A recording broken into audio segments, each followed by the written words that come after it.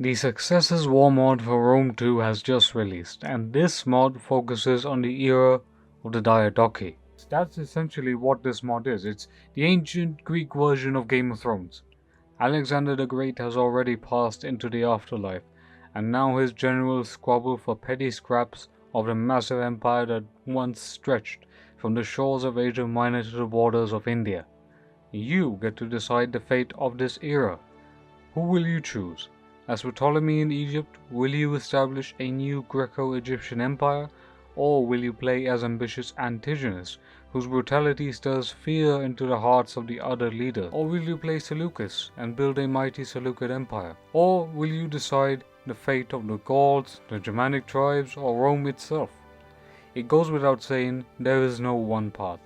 In this video, you'll be getting an overview of the mod, and I will convince you why you need to play this mod in a very pivotal moment of history. One of the great things about this mod is that it uses the Imperator map, and the Imperator map is perhaps one of the more expansive campaign maps you will ever get. It gives you greater freedom towards using more factions, and you can also experience the Samnite Wars if you were to play the Italians. Now, when I have played the campaign, I've had a fantastic time. It literally makes me feel as if I'm in the era of the Diadochi.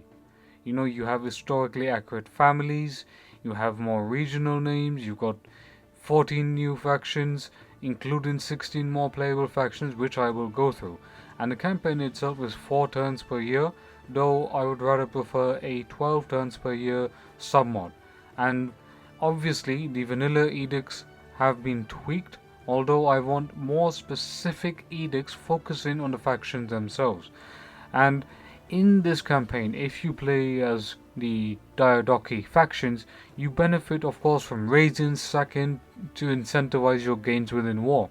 And when I played as any of the factions, every time I was besieging a city or looting or doing anything, then I benefited the most. And that's a great thing about this campaign. It's like a massive gigantic sandbox in which, sure, you have the starting pieces, how it goes around, how things play around, that is up to you to decide. We also have new missions for the 3 major players in the campaign, for the Selecuids, the Antigonids, and Ptolemy, having all their missions overhauled, and I hope that we also get specific tech trees for them. The only ones that have it right now are the Samnites, and their tech tree is quite unique, to say the least. Not every faction will play the same. So, if you're playing as Egypt, that means you have to defend the island of Cyprus from the attack by Antiginous and his son Demetrius. That, I believe, in a way is a really great way to show off scripted battles. In fact, and I would say that if you play as Egypt, you have 2 regions that you have to watch out for, Side and Cyprus. Defending Side in Asia Minor might not be the best option. Defending Cyprus is more important because that gives you the route towards the Mediterranean. If you lose that, then you lose a source of vital trade. So it remains best with Ptolemy's interest to build infrastructure in Egypt. You will need to build farms, temples, and restore public order because the Greeks are not very popular in Egypt, and he also has to build a powerful army once again with which he can attack and destroy the other successors.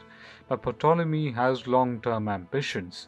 Ptolemy was one of Alexander's the Great generals, and therefore a Greco-Egyptian Empire might be on the cards, but you have to deal a lot in diplomacy. You have to deal with so many issues to deal with that I would want more missions for the Egyptians. I specifically also want a mission where the Egyptians have to deal with an actual native Egyptian uprising, and this event happened in history. Alongside Egypt, Egypt has a multi-ethnic army of Egyptians, Galatians, mercenaries, and more. It has the rich lands of the Niles to provide bonuses and plenty of food. It can establish a new Greco-Egyptian Empire. It has to put down revolts in Egypt, however. But political rule remains strong with Ptolemy, but this also means at the very same time that the Greeks are not that popular in Egypt as one would think. To the east, we have the mighty Selecuids, aiming to become a powerful empire in the future. Now, led by Seleucus, he was the commander of the Silver Shields of Alexander, those great veterans of Alexander's army. Now his faction is ready to fight on and take Antiginous, to take Syria and to reclaim the lands once more. Seleucus's army boasts the very best of what Alexander's army was once. He also has his silver seals, cataphracts, 3 swordsmen, skirmishers. Everything that you'd want in an army is pretty much under Seleucus.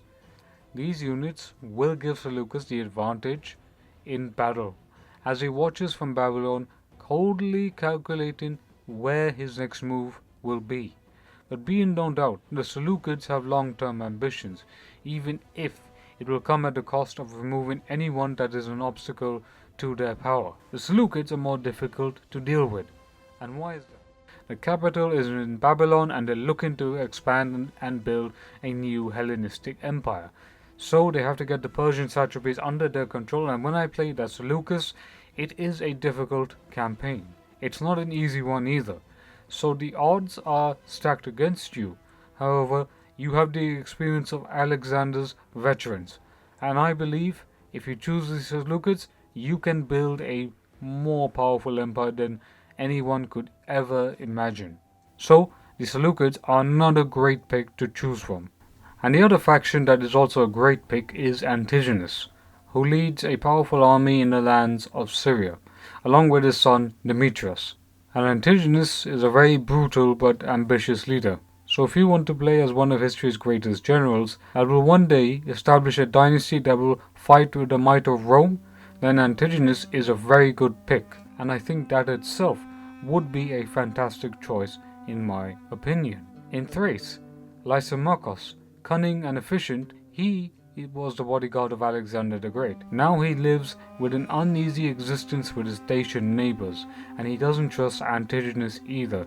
He must consolidate his position in Thrace to expand his power and strike at the successors, whom he may think are the weakest. And when you play Lysimachus and his army, you can initially build up your power in Thrace, building up your infrastructure, building up your trade, but you have to be careful with the Dacians who also want to expand at the very same time. So, if you want to build a Thracian empire, then that itself, without any wars being fought, without people declaring war on you, you will have an easier time of wanting to build your power. And the Thracians obviously have the Peltis. Thracians have the Thracian warriors, the Peltists, everything you would want in a mountain army. Thrace has that. It's a great mix of Thracians, Greeks, Macedonians, Dacians, whatever you want to call it. I think it's a solid faction pick in my opinion. And finally, for some features that you might have missed, if you play as the Diadochi and conquer Pella, you have the option to make it your new capital for a small fee. The same goes for the Samnites and Etruscans, for if they conquer Rome, they also have the option to make it their capital for a small fee. And if you want to see what's coming in the future, there will be a lot more in it. For example, unlocking more factions in due time, such as the Etruscans, Armenia, and others. And there will be new plans on making new units for the Diadochi as well. And when you play other factions, you will see that there are reskin generals, and that slowly and steadily the mod is being added with more content. And more content means more greater things. And I have no doubt that Pontifex, the modder behind this, is doing an absolutely wonderful job. The best way that you can support this mod is to go to the Steam Workshop and download it below. If you want to know what mods I am using a lot of mods, so I will link the mod description in the box down below, and then I will point out some mods. For example, I am using the Ligvis mod, which is the build-in mod, which is absolutely fantastic. It is really immersive. I'm using the Vidici mod, that is the UI mod. I am also using Legendary HD Empires, which is absolutely recommended for a mod of this scale, and I am also using Jerula Graphics Enhancement, and at the very same time I'm also using Reshade. This is just a number of mods that I have had to use. So please don't forget to leave a like, share, comment and subscribe, and stay tuned for the next Total War Spotlight video.